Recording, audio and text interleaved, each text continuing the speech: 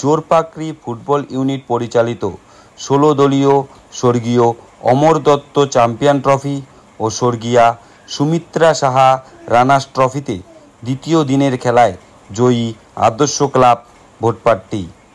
বুধবার দ্বিতীয় দিনের খেলায় মাঠে পরস্পর মুখোমুখি হয় আদর্শ ক্লাব ভোটপাট্টি বনাম দেবশক্তি ইউনাইটেড এফসি কুচবিহার।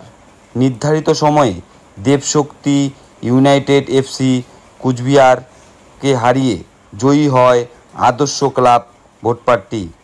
আদর্শ ক্লাব ভোটপাট্টির হয়ে জোড়া গোল করেন অমিত রায় ও একটি গোল করেন বিকাশ রায়।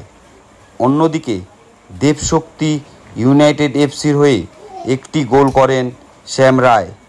আগামীকাল অর্থাৎ বৃহস্পতিবার তৃতীয় দিনের খেলায় মাঠে পরস্পর মুখোমুখি হবে মহাকালগুড়ি মুসা বনাম police recreation club Kotwali Cooch Behar.